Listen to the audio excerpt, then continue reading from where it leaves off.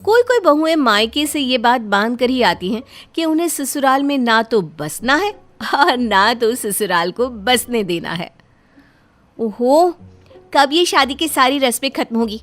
मुझे तो सिर्फ ये निखिल से मतलब है, ये उसका परिवार भी ना। अरे छोड़ क्यों नहीं देते ये लोग मेरे निखिल को?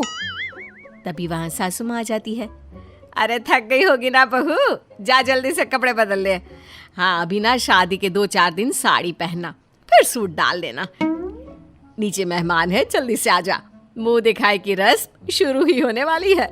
मोहल्ले की सारी औरतें आई हैं तुझे देखने। ये पहला मौका था जब पल्लवी और उसकी सास का आमना सामना था। सास को लगता है कि पल्लवी उसकी बात को सुन रही है, वो वहां से चली जाती है। लेकिन अरे पता नहीं क्यों बहू कुछ बोली नहीं, ना नमस्ते ना राम राम। अरे थकी होगी बेचारी, वैसे भी बहुत काम होता है ना शादी में दुल्हन का, भारी कपड़ा गहना, थोड़ा आराम करने देते। अरे हाँ, बस 2-4 दिन की रस्में और हैं, फिर तो सोना ही है ना। लेकिन तभी सास की नज़र बहू पर पड़ती है, जो जींस और टॉप पहनकर खड़ी होती है। अरे पल्लवी, ये क्या पहना है? मोहल्ले की सारी औरतें आई हैं, साड़ी पहनकर आओ ना। मैंने तो बोला था कमरे में बहू को कि कुछ दिन के लिए तो साड़ी पहन लो, फिर जो मर्जी पहनना। देखिए, मैंने जो पहन लिया वही फाइनल है। जिसे करना है रस्म करे, नहीं तो मैं चली सोने। निखिल को पल्लवी पर गुस्सा आ जाता है। वो उसे कुछ बोलने ही वाला होता है कि अरे रुको रुको, ठीक है कोई बात नहीं बहू, ये लो चुनरी, सर पर रखकर बैठ जाओ। सास के कहने पर नहीं, बल्कि निखिल के गुस्से को देखकर पल्लवी सर पर चुन्नी लेकर पूरी रस्म करवाती है। बहू रस्म के बाद कमरे में जाती है। ये क्या मजाक था? मतलब मोहल्ले की औरतें पागल हैं या तो मेरा परिवार? अरे तुम नई बहू हो, तुम साड़ी सूट तो छोड़ो, सीधा जीन्स में। तो मैं क्या पहनूं शादी के बाद, ये भी तुम लोग डिसाइड करोगे? अरे बहू बनकर आई हूँ मैं, नौकरानी नहीं। गंवार औरत, किस माहौल में कैसे कपड़े पहने जाते हैं ये तो कोई भी बता देगा। मुंह दिखाए में बिना सर पर कपड़े रखे कौन बैठता है? देखो पल्लवी, अब वो सब छोड़ो, तुमको मेरे घर में माँ पापा के कहने पर ही चलना होगा, नहीं तो मुझे नहीं लगता कि हम लोगों की आगे तक चल पाएगी। निखिल पल्लवी को साफ बात बोलकर निकल जाता है। पीछे से पल्लवी अब सास ससुर से और नफरत करने लगती है। सच कहती है माँ, ये सास ससुर किसी के सही नहीं होते। अरे मैंने जींस पहना था तो क्या प्रॉब्लम हो गई? रस्म तो हुई गई ना। लेकिन नहीं जी, भेज दिया इन्हें भड़काकर। अब तो मैं इन्हें इनके माँ बाप से दूर करके रहूंगी, चाहे जो हो जाए। पल्लवी अब हर वक्त सास ससुर को परेशान करने का बहाना देखती रहती। फिर एक दिन, बहू तेरे ससुर जी को ना चावल बहुत पसंद है, तो बना दिया करना। मैं बेरा या वेटर नहीं हूँ जो हमेशा खाना बनाकर खाना खिलाते रहूं। और वैसे भी मैं आप लोगों पर विश्वास कैसे करूं? क्या पता आप लोग मुझे जान से मारना चाहते हो। नहीं, मुझे नहीं रहना आप लोगों के साथ। निखिल को गुस्सा आता है। वो बिना खाना खाए घर से बाहर चला जाता है। ऐसा पहली बार हुआ है कि निखिल घर से बिना खाना खाए गया हो। तो क्या बोलना चाहती है आप? हाँ, कि मेरे कारण गया है बिना खाए? अरे बाहर गया है तो बाहर खा भी तो लेगा। बहू कमरे में चली जाती है। ससुर सास को देखती है और सास ससुर को। सोचा था घर में बहू आ जाएगी तो थोड़ा घर चहकेगा, बेटी का सुख बहू से मिलेगा, लेकिन कोई बात नहीं जी, बच्ची है, समझने में वक्त लगेगा, धीरे धीरे समझ जाएगी। खाना ही तो बनाना है ना, मैं बना लेती, गलती मेरी ही थी। कुछ दिन बहू के साथ अच्छे से रहो, शायद वो समझे कि हम लोग वैसे वाले सास ससुर नहीं है जिससे बहुओं को डरने की जरूरत पड़ती है।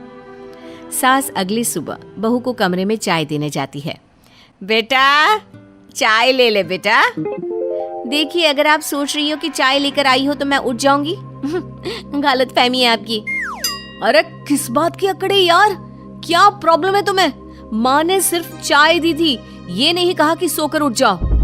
वैसे ये तो तुम्हें ही अकल होनी चाहिए, शादी से पहले फोन करो तो कब की उठी होती थी। अरे रहने देना बेटा, क्यों बात को बढ़ा रहा है, कोई जल्दी नहीं है। बहू जिस दिन घर को अपना समझ जाओ ना, तब से ही घर को अपना लेना। वैसे भी नई जगह में खुद को ढालने में वक्त लगता है, समझती हूँ मैं। सास ये बोलकर वहां से चली जाती है। सास के जाने के बाद, देख रहे हैं, हाँ देख रहे हैं अच्छा बनने का नाटक कैसे किया जाता है। अरे मैंने भी दुनिया देखी है। बहू को कमरे में चाय लाकर देने का मतलब क्या होता है? अच्छा, जरा मुझे भी बता दो, मतलब क्या होता है? मुर्गी को खिला पिलाकर जब दाना दिया जाता है ना, फिर उसके साथ क्या होता है? काट दी जाती है। ससुराल में यही होता है, पहले प्यार और फिर परेशान करना। लड़की सीधी होगी तो जिंदगी भर रोती रहेगी, नहीं तो काट दी जाएगी। हैरानी होती है तुम्हारी सोच देखकर पल्लवी। मैंने कभी नहीं सोचा था कि तुम इतना छोटा सोचने लगोगी। जो सोचना है सोचो, मैं इन लोगों के साथ नहीं रहने वाली, चाहे जो भी हो जाए। निखिल को समझ में नहीं आता कि वो क्या करे। जिस बीवी को शादी होकर आए 2 दिन भी नहीं हुआ, उसे कैसे समझाए। निखिल ऑफिस चला जाता है, जहां वो परेशान सा रहता है कि क्या बात है निखिल, परेशान सा क्यों लग रहा है? सब ठीक तो है ना? अरे नहीं यार, क्या छिपाना तुझसे। वैसे यार तू मेरी मदद कर सकता है। तू भी तो माँ पापा से अलग रह रहा है ना। तो यार तुझे क्या जरूरत आ गई ये पूछने की? अरे परसों ही तो शादी हुई है तेरी। मैं कम से कम 2 साल तो साथ रहा था, लेकिन जब मामला बिल्कुल हाथ से निकलता लगा तब मैं अलग हो गया। यार मैं मम्मी पापा से अलग नहीं रह सकता हूँ, कुछ और आइडिया देना। तभी एक और दोस्त आ जाता है। इससे क्या मदद मांग रहा है? ये तो अलग हो गया है। माना मैं अलग हो गया हूँ माँ पापा से, लेकिन बता सकता हूँ कि क्या नहीं करना चाहिए था मुझे। अरे हाँ हाँ प्लीज बता देना यार। देख, शादी के वक्त ही माँ को ये बता दो कि बीवी जरूरी है, और बीवी को बता दो कि माँ। साफ बोल दो, मैं नहीं रहूंगा ना माँ के बिना ना बीवी के। सही बोल रहा है, लेकिन अगर बीवी या माँ नहीं माने तो क्या करूँगा? फिर तू देख ले यार। निखिल घर आता है, जहाँ आज बहू के साथ माँ का भी पारा हाई होता है। बेटा देख ले, बहू ने तो आज सारा दिन घर क्या पूरा मोहल्ला सर पर चढ़ा रखा था। अरे बेटा मैं शांति से जीना चाहती हूँ।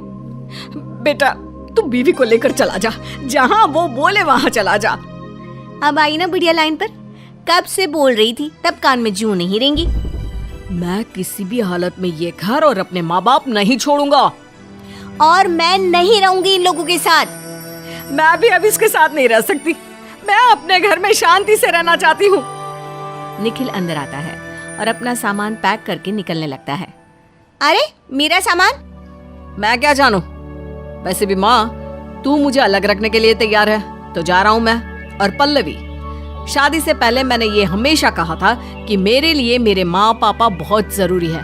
मैं उन लोगों को किसी हालत में नहीं छोड़ सकता, लेकिन तुम उनके साथ रहना नहीं चाहती तो तुम अपना देख लो और मैं चला। और हाँ पल्लवी, तुम्हारे भाई को फोन कर दिया है, वो आता ही होगा तुम्हें लेना। तभी पल्लवी का भाई आ जाता है। चलो बहन घर चलो, सास ससुर के साथ नहीं रहोगी तो माँ बाप के साथ रहो, लेकिन यूं जीजा जी को परेशान ना करो।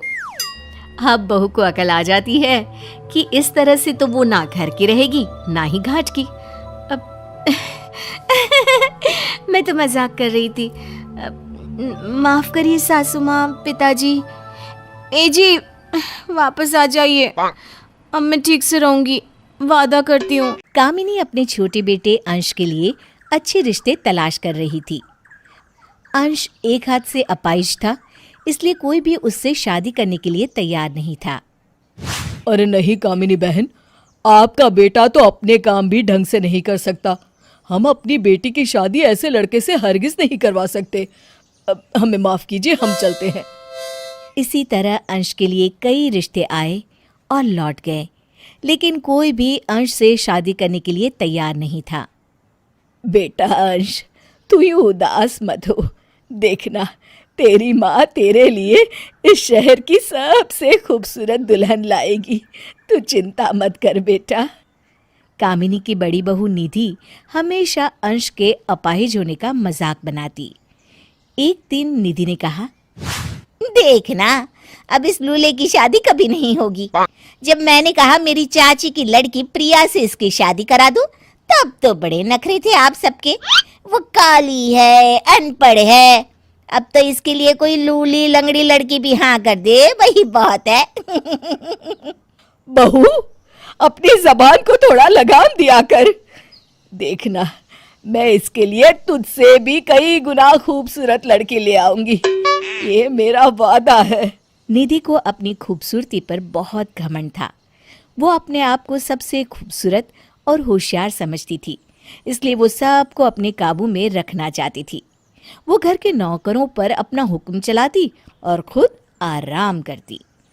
एक दिन पंडित शादीराम एक लड़की राधा का रिश्ता लेकर आते हैं। सबको राधा बहुत पसंद आती है क्योंकि राधा बेहद ही खूबसूरत थी। कुछ ही दिनों में राधा और अंश की शादी हो जाती है। राधा कामिनी के घर बहू बनकर आ जाती है। राधा की खूबसूरती से निधि को बड़ी जलन होती है। पता नहीं इस लड़की ने इस लूले में ऐसा क्या देखा जो इतनी खूबसूरत होने के बावजूद इस लूले से शादी करने के लिए तैयार हो गई। अब राधा ने पूरे घर की सारी जिम्मेदारी उठा ली थी और सबका बहुत अच्छे से ख्याल भी रखती थी, इसलिए सब राधा से बहुत खुश थे। ये लीजिए माँ जी, आपकी मसाला चाय, और काका आपके लिए ये पकोड़े। एक तू है जो दिन भर कामों में लगी रहती है, और एक वो महारानी है जो किसी काम की नहीं, बस हर समय पैसे उड़ाने और सजने संवरने के लिए पार्लर में बैठी रहती है। बेटा, कल पास की औरतें तेरी मुंह दिखाई के लिए आने वाली है। मैंने तो गर्व से सबको कहा है कि मेरी छोटी बहू से खूबसूरत इस दुनिया में कोई नहीं। आज तो बेटा मैं ही तुझे तैयार करूंगी। जैसी आपकी इच्छा माँ जी। थोड़ी देर के बाद कामिनी देशी घी और हल्दी लेकर राधा के पास आती है। बहू राधा, ला, मैं तेरे सर पे ये देशी घी की मालिश कर देती हूँ। इससे बाल मुलायम और खूबसूरत हो जाते हैं। देख तो तेरे बाल कितने रूखे हैं, जैसे नकली बाल हो।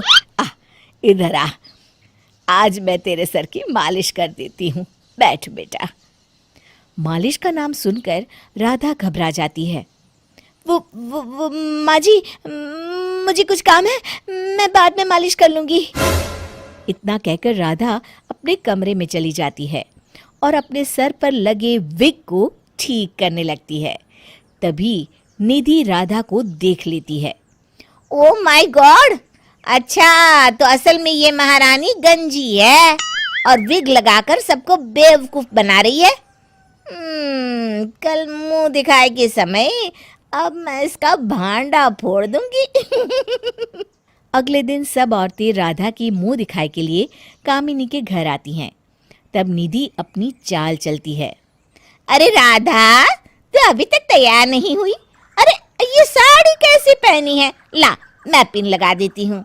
राधा साड़ी की पल्लू को राधा के नकली बाल में पिन लगाकर जानबूझकर फंसा देती है और राधा को मुंह दिखाई के लिए बाहर ले आती है। जैसे ही एक औरत राधा की मुंह दिखाई के लिए साड़ी का पल्लू हटाती है, पिन से फंसा हुआ राधा का विग भी निकल जाता है और सब औरतें हंसने लगती है।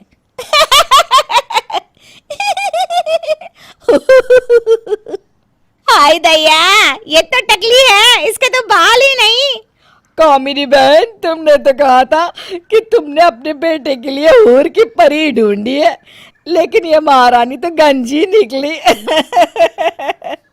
सभी औरतों ने कामिनी और राधा का खूब मजाक बनाया और फिर वहां से चली गई। अब कामिनी राधा के बोले झूठ की वजह से उससे नफरत करने लगी थी। इतना बड़ा झूठ बोला, मेरे बेटे की जिंदगी बर्बाद कर दी तूने। इसीलिए इतने दिन से भोली बनकर सबका ख्याल रख रही थी। अरे सब दिखावा था इसका। निकल जा इस घर से अभी। तभी वहां राधा का पति अंश आता है और कहता है, रुको माँ, राधा ने तो मुझे सब कुछ शादी से पहले ही सच सच बता दिया था, लेकिन उसकी ईमानदारी को देखते हुए मैंने ही उसे सच छुपाने की कसम दी थी। माँ, मुझ अपाहिज से शादी कर राधा ने मुझे और इस घर को कितने अच्छे से संभाला है। इंसान का तन नहीं, मन खूबसूरत होना चाहिए, जो राधा का है। मुझे अपनी पत्नी पर गर्व है माँ।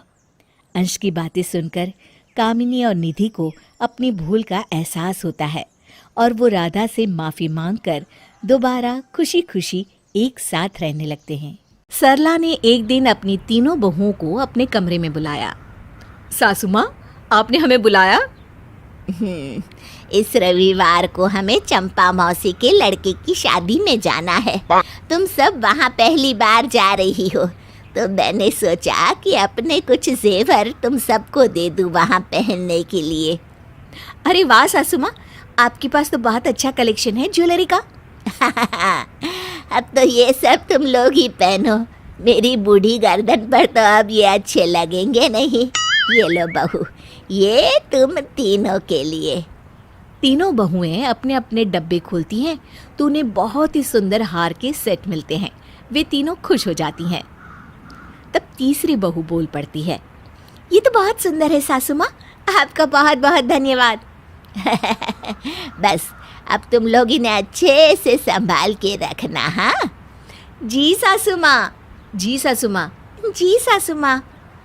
तभी दूसरी बहू की नज़र एक और डब्बे पर पड़ती है जो कि बाकी डब्बों से दूर रखा होता है।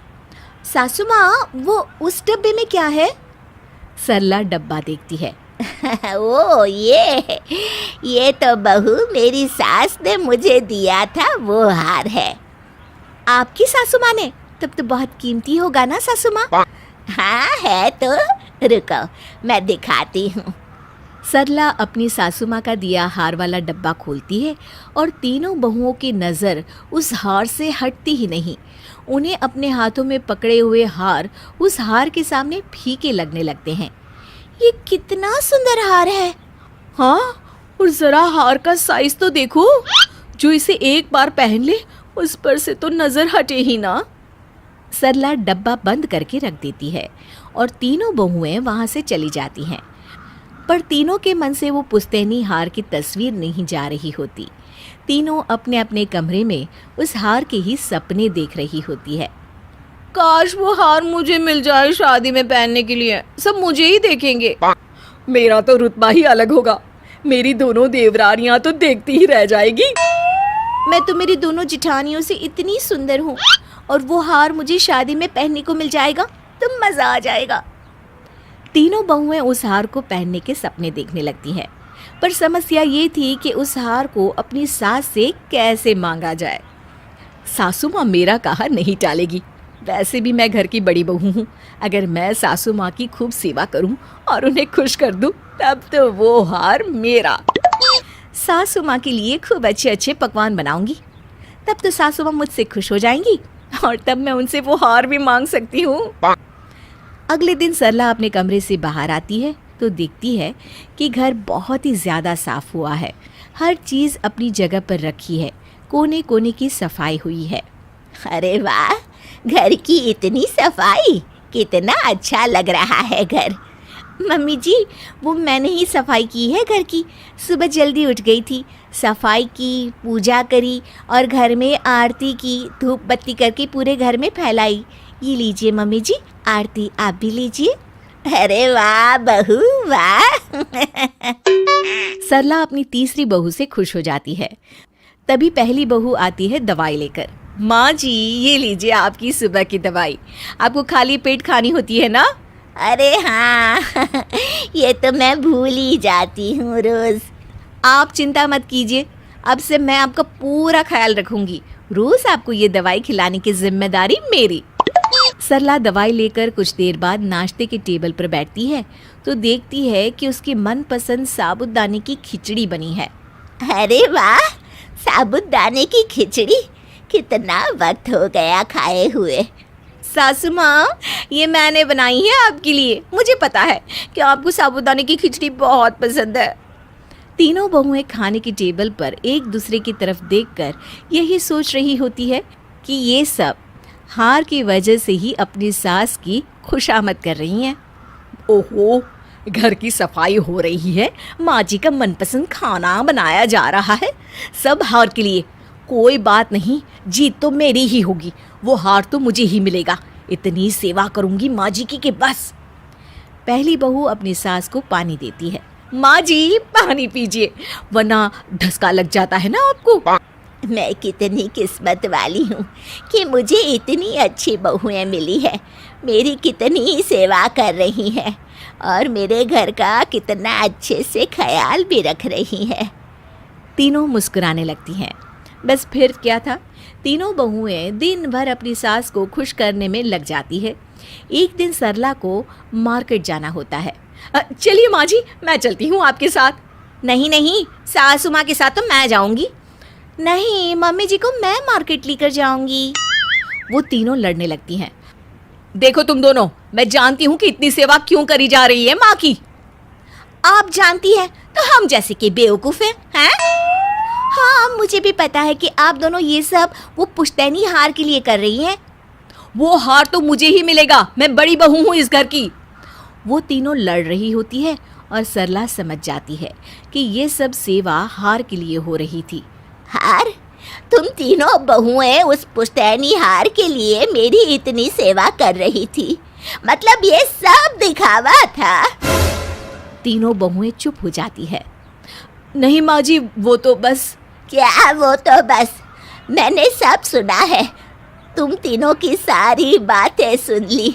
तुम तीनों को ऐसा करते हुए शर्म नहीं आई? हमें माफ कर दीजिए, हमसे गलती हो गई सासू माँ। हाँ मम्मी जी, हम उस हार का मुंह अभी कभी नहीं करेंगे। हाँ माँ जी, हमसे गलती हो गई। सरला गुस्से में वहाँ से चली जाती है। कुछ दिनों बाद शादी में जाने का दिन आता है। तीनों बहुएं तैयार हो जाती है और उन्होंने अपनी सासू माँ का दिया हुआ हार पहना होता है। तभी सरला भी वहाँ आ जाती है। अरे वाह माँ, आप तो बहुत अच्छी लग रही हो। हार? हार? हार? तीनों अपनी सास की तरफ देखती हैं। सरला ने अपना वही पुश्तैनी हार पहना होता है। कैसा लग रहा है बहू मेरा हार? तीनों बहुएं उस हार को देखकर एक दूसरे की तरफ देखती हैं और कुछ बोल ही नहीं पा। राशि को अपने बेटे को विदेश में पढ़ाने का बड़ा शौक था, लेकिन वो क्या जानती कि बेटा विदेश से विदेशी बहू ले आएगा, वो भी कोई और देश नहीं बल्कि चाइना की बहू। माँ, ये सांगसू है। क्या है बेटा, क्या है ये? अरे माँ, इसका नाम सांगसू है और ये आपकी बहू है। अरे बेटा, इसका मैं क्या करूँगी? मेरे लिए तो ये किसी तोते से कम नहीं। ना मैं इसकी भाषा जानूँ ना ये मेरी। अरे तू इसे क्यों ले आया बेटा? अरे माँ, ये हिंदी समझ लेती है लेकिन बोल नहीं पाती। आप इसे जो बोलेंगी ये समझ जाएगी। वैभव सांगसू की तरफ देख उसे माँ को नमस्ते करने के लिए कहता है। सांगसू थोड़ा सा झुककर राशि को चाइनीज स्टाइल में नमस्ते करती है। राशि भी झुक जाती है। सांगसू फिर झुकती है। माँ भी दोबारा झुकती है। सांगसू फिर झुकती है। माँ भी तिबारा झुकती है। माँ इससे परेशान होकर पैर पटकती है और मुंह बना देती है। अरे बस, एक ही बार में नमस्ते बोला करो, मेरी तो कमर ही टूट गई। नमस्ते नमस्ते, भगवान ही बचाए ऐसी बहू से। ये सुनकर सांगसू हंसने लगती है।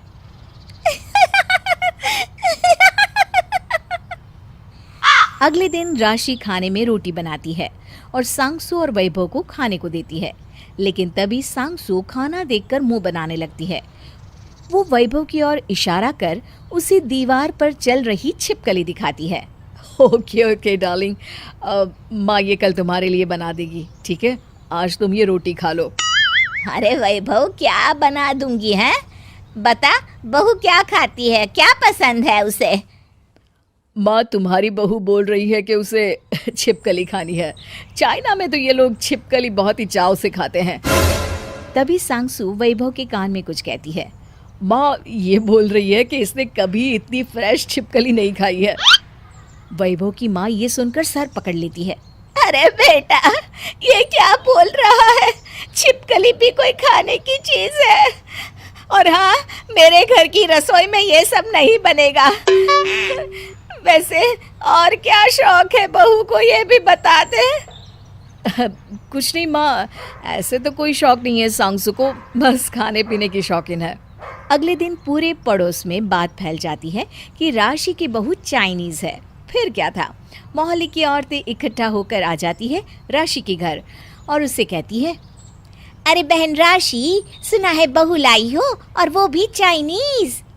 अरे हाँ, मैं तो बुलाने ही वाली थी तुम लोगों को कि आओ और बहू को आशीर्वाद दे दो। अरे वो तो दे देंगे राशि, लेकिन ये तो बताओ खाती क्या है तुम्हारी बहू? सुना है चाइना में तो चिंपांजी और कुत्ता भी खाया जाता है। अरे नहीं राधा, ये सब तो कहने सुनने की बात है। हमारी बहू तो बड़ी ही संस्कारी और अपने भारतीय टाइप की है। हाँ, अरे बुलाओ बुलाओ, हम भी तो देखें नई नवेली बहू का मुंह। और हाँ, नाम क्या है तुम्हारी बहू का? राशि घबराते हुए कहती है, मेरी बहू का नाम सांगसू है। रुको बुलाती हूँ। सांगसू बेटा, जरा बाहर आना, देखो कौन आया है तुमसे मिलने। सांगसू बाहर नहीं निकलती। तभी राशि उन लोगों से कहती है, नई बहू है ना, शर्मा रही है। रुको मैं जोर से आवाज देकर बुलाती हूँ। अरे बेटा सांगसू, जरा बाहर तो आओ। तभी छोटी सी ड्रेस में कान में हेडफोन लगाकर सांगसू बाहर आती है, जिसे देख सारी औरतें हैरान हो जाती हैं। अरे राशि, बड़ी ही संस्कारी और शर्मीली बहू है तुम्हारी। सभी राशि पर हंसने लगती है और वहाँ से चली जाती है। राशि सर पकड़कर बैठ जाती है और शाम को वैभव से कहती है, देख बेटा, ये लड़की इस घर में नहीं चलेगी, तू इसे चाइना ही छोड़ा। वैसे भी इन लोगों का कोई सामान ना 2 महीने से ज्यादा तो टिकता नहीं, ये क्या खाक टिकेगी। इसकी वजह से आज मेरी मोहल्ले के सामने बेइज्जती हो गई। ये न साड़ी पहनना जानती है, न हमारी तरह खाना बनाना, न बोली न भाषा। अरे बेटा, इसे तो ये भी नहीं पता कि संस्कार क्या होते हैं। इसे तो तू चाइना ही छोड़ा। इतना कहकर राशि अपने कमरे में चली जाती है। राशि की सारी बात पास खड़ी सांगसू सुन रही होती है और अगले दिन सुबह सांगसू साड़ी पहनकर राशि को कमरे में चाय देती है और कहती है, गुड मॉर्निंग माँ, मैं आपके लिए चाय लाई हूँ। राशि को सांगसू साड़ी में बहुत ही सुंदर लगती है। वो उसे देख ही रही होती है कि तभी पीछे से वैभव आ जाता है। माँ, तुमने जो कल मुझे कहा था वो सांगसू समझ गई थी। वो रात में बहुत रोई कि उसे चाइना नहीं जाना है, वो हमारे साथ रहना चाहती है। माँ, उसने रात भर YouTube से साड़ी पहनना और चाय बनाना भी सीख लिया और अभी आपसे कुछ कहना चाहती है। राशि सांगसू की तरफ देखती है। माँ, मुझे एक मौका दे दीजिए प्लीज। ये सुनकर राशि सांगसू को गले लगा लेती है। गले लगते ही सांगसू को राशि के पीठ के पीछे की दीवार में छिपकली दिख जाती है और वो उसे पहले तो देखती है, फिर आंख बंद कर लेती है।